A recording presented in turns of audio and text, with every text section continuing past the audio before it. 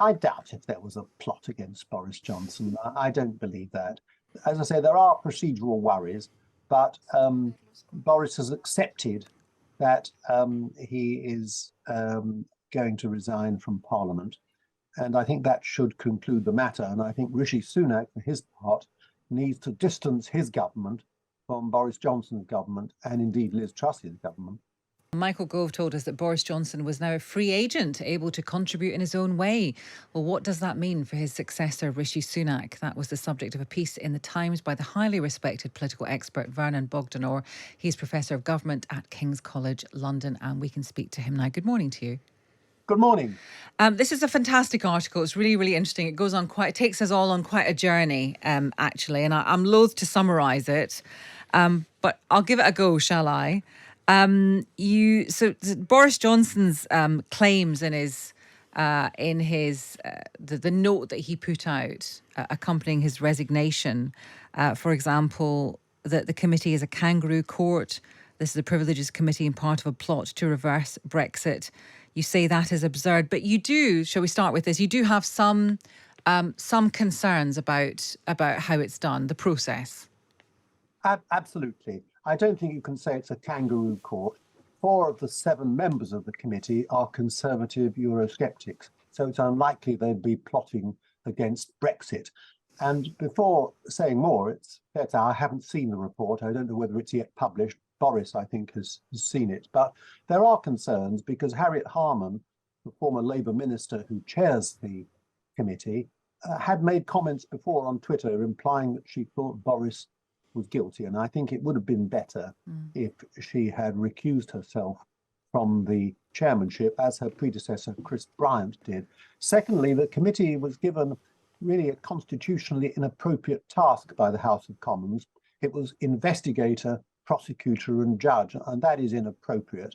And then it is alleged that the penalty was upped from 10 days suspension of Parliament to 20 days, which means a by-election, because of new evidence about gatherings or parties, whatever they were, at Chequers. Now, this is being looked at by the police, and it's perhaps not right for a committee to look at something while the police are investigating it. It could prejudice criminal proceedings.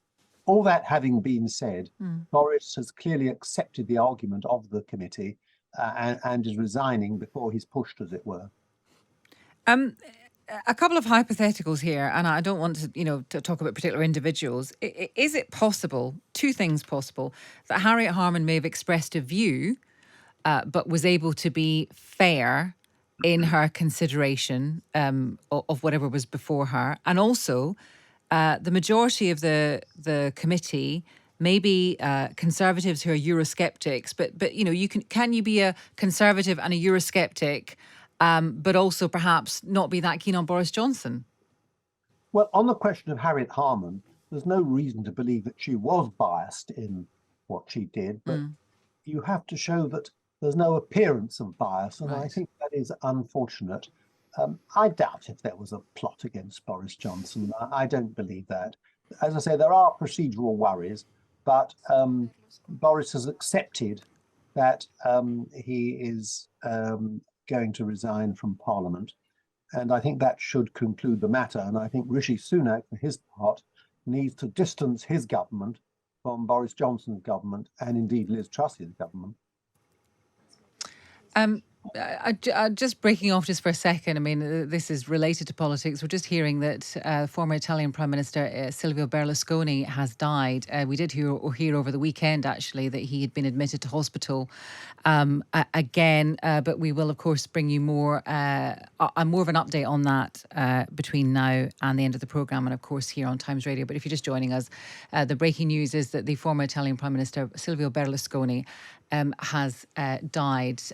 Vernon Bogdanor, we were talking about Boris Johnson's resignation as an MP on Friday, I think it was, but goodness me, who knows, because there's been an awful lot of news in the last couple of days. What did you think on the whole of the effect, the impact of that resignation letter? Because it was long and it was certainly very pointed. Yes, it puts the Conservatives in turmoil. Boris Johnson is a man who excites very strong emotions and feelings, both for and against. And that indeed is one reason why I think the committee's procedures could have been a little better, so there wasn't a scintilla of doubt about its conclusions. But nevertheless, he's now resigning from Parliament. And I think that Rishi Sunak needs to separate himself from the Johnson government and the short-lived Liz Truss government. He needs to say this is a new era.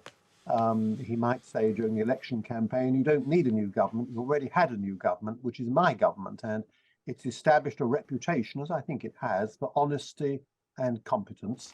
And this distinguishes it from what we've seen before.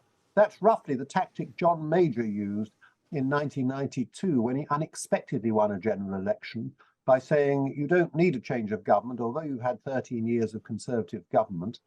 I've formed a very different government from that of Margaret Thatcher, my predecessor, and unexpectedly he won. And perhaps Rishi Sunak is hoping that he can do the same. Well, we shall see what happens. Thank you very much for talking to us. That is Vernon Bogdanor. He is Professor of Government at King's College London.